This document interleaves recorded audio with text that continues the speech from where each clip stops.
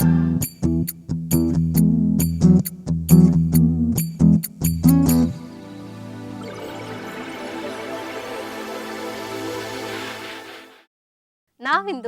ಕೃಷಿ ಕ್ಷೇತ್ರದಲ್ಲಿ ಕ್ರಾಂತಿಯನ್ನು ಎಬ್ಬಿಸಿದಂತಹ ಹನಿ ನೀರಾವರಿ ಪದ್ಧತಿಯ ಬಗ್ಗೆ ತಿಳ್ಕೊಳ್ಳೋಣವಾ? ಹಾಗಾದ್ರೆ ಈ ಪದ್ಧತಿ ಮೊದಲಿಗೆ ಎಲ್ಲಿಗೆ ಜಾರಿಗೆ ಬಂತು? ಈ ಪದ್ಧತಿ ಮೊದಲಿಗೆ ಜಾರಿಗೆ ಬಂದಿದ್ದು ಅರಬ್ ದೇಶ ಆದಂತ ಇಸ್ರೇಲ್ನಲ್ಲಿ.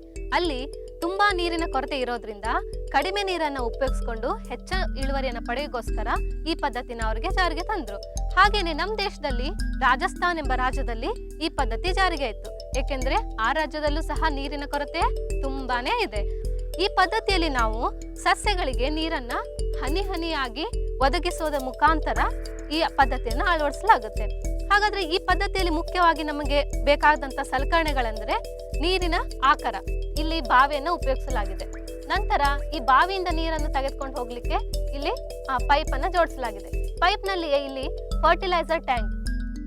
ಈಗ ವಿಸ್ತಾರವಾದಂತಹ ಕ್ಷೇತ್ರಕ್ಕೆ ಗೊಬ್ಬರ ಹಾಕೋದಕ್ಕೆ ತುಂಬಾ ಕಾರ್ಮಿಕರು ಬೇಕಾಗ್ತಾರೆ. ಹಾಗೇನೆ ಸಮಯನೂ ಸಹ ಜಾಸ್ತಿ ಬೇಕಾಗುತ್ತೆ. ಆದ್ರೆ ಈ ಪದ್ಧತಿಯಲ್ಲಿ ಒಂದು ಉಪಯೋಗ ಏನಂದ್ರೆ ಈ ಟ್ಯಾಂಕ್ ನಲ್ಲಿಯೇ ನಾವು ಆ ರಾಸಾಯನಿಕ ಗೊಬ್ಬರಗಳನ್ನ ಮಿಶ್ರಣ ಮಾಡೋದ್ರಿಂದ ಆ ರಾಸಾಯನಿಕ ಗೊಬ್ಬರವೂ ಸಹ ನೀರಿನೊಂದಿಗೆ ಹನಿ ಹನಿಯಾಗಿ ಆ ಸಸ್ಯಗಳಿಗೆ ಒದಗಿಸಲ್ಪಡುತ್ತೆ. ನಂತರ ಇದು ಸ್ಕ್ರೀನ್ ಫಿಲ್ಟರ್ ಅಂದ್ರೆ ಈ ಫಿಲ್ಟರ್ ನಲ್ಲಿ ನೀರಿನಲ್ಲಿರುವಂತಹ ಕಶ್ಮಲಗಳನ್ನ ಸೋಸಿ ತೆಗೆಯಲಾಗುತ್ತೆ. ಏಕೆಂದ್ರೆ ಇಲ್ಲಿ ಪ್ರತಿಯೊಂದು ಪೈಪ್ ನಲ್ಲಿ ಚಿಕ್ಕ ಚಿಕ್ಕ ರಂಧ್ರಗಳ ಮುಖಾಂತರ ನೀರನ್ನು ಒದಗಿಸಲಾಗುತ್ತಲ್ವಾ? ಆ ರಂಧ್ರಗಳಿಗೆ ಹೋಗಿ ಆ ಕಶ್ಮಲಗಳು ಕುತ್ಕೊಂಡಾಗ ಸಸ್ಯಗಳಿಗೆ ನೀರಿನ ಪೂರೈಕೆ ಆಗೋದಿಲ್ಲ.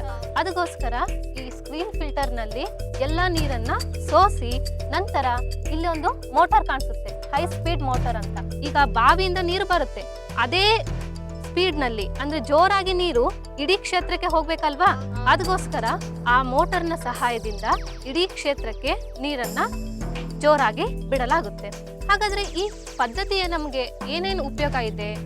ಒಂದನೇದ್ದು, ಹೆಚ್ಚು ನೀರನ್ನ ಉಪಯೋಗಿಸಲು ಆಗಲ್ಲ. ಈಗ ನಾವು ಕಾಲುವೆ ಮುಖಾಂತರ ಹರಿಸ್ತೀವಲ್ವಾ, ಸಾಮಾನ್ಯವಾಗಿ ಎಲ್ಲರೂ ಹೊಲದಲ್ಲಿ, ಆಗ ತುಂಬಾನೇ ನೀರು ಹೋಗುತ್ತೆ. ಸ್ವಲ್ಪ ಸಸ್ಯ ಮಾತ್ರ ಸ್ವಲ್ಪ ಮಾತ್ರ ತಗೋತ್ತೆ, ಉಳಿದೆಲ್ಲ ನೀರೇನಾಗುತ್ತೆ ವ್ಯರ್ಥ ಆಗಿ ಹೋಗ್ಬಿಡುತ್ತೆ.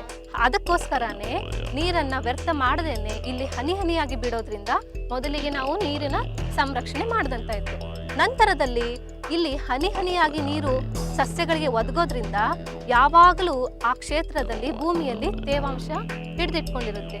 ಅದ್ರ ಜೊತೆಗೇನೆ ನೀರಾವಿ ಆಗೋದು ಸಹ ಪ್ರಮಾಣ ತುಂಬಾನೇ ಕಡಿಮೆ ಆಗುತ್ತೆ.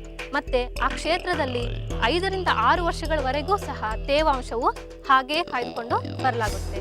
ನಂತರದಲ್ಲಿ ಇನ್ನೊಂದು ಉಪಯೋಗ ಏನಂದ್ರೆ, ಈಗ ನೀರಿನ ತೇವಾಂಶ ಯಾವಾಗಲೂ ಇರೋದ್ರಿಂದ ಅಲ್ಲಿ ಅಂತರ್ಜಲದ ಮಟ್ಟ ಏನಾಗುತ್ತೆ, ಜಾಸ್ತಿನೇ ಆಗುತ್ತೆ. ಆಗೋದ್ರಿಂದ ಅದೇ ನೀರನ್ನು ನಾವು ಮತ್ತೆ ಬಾವಿಯ ಮುಖಾಂತರ ತೆಗೆದುಕೊಂಡು ಬಳಸಲು ಸಹಾಯ ಆಗುತ್ತೆ. ನಂತರದಲ್ಲಿ ಈಗ ಸ್ವಲ್ಪ ಸಮಯದಲ್ಲಿ ನಾವೇನ್ ಮಾಡ್ಬೋದು, ಜಾಸ್ತಿ ಇಳುವರಿಯನ್ನ ಪಡಿಬೋದು. ಈಗ ಪ್ರತಿ ಗಿಡಕ್ಕೂ ಹೋಗಿ ಗೊಬ್ಬರ ಹಾಕೋದಾಗ್ಲಿ ಅಥವಾ ನೀರೆಲ್ಲಕ್ಕೂ ಬಿಡೋಕಾಗ್ಲಿ ನಮಗೆ ಸಮಯ ತುಂಬಾ ಬೇಕಾಗುತ್ತೆ. ಆದ್ರೆ ಇಲ್ಲಿ ಹನಿ ಹನಿಯಾಗಿ ಎಲ್ಲ ಗಿಡಕ್ಕೂ ಒಂದೇ ಸಮಯದಲ್ಲಿ ವಿಸ್ತಾರವಾದ ಕ್ಷೇತ್ರಕ್ಕೆ ನೀರು ಹೋಗುತ್ತಲ್ವಾ? ಹಾಗಾದ್ರೆ ನಮಗೆ ಸಮಯದ ಉಳಿತಾಯನೂ ಆಯ್ತು. ಈ ರೀತಿ ನಾವು ಸ್ವಲ್ಪ ನೀರನ್ನೇ ಉಪಯೋಗಿಸ್ಕೊಂಡು ಹೆಚ್ಚಿಗೆ ಇಳುವರಿಯನ್ನು ಪಡೆಯಲು ಈ ಪದ್ಧತಿ ತುಂಬಾನೇ ಸಹಾಯಕವಾಗಿದೆ.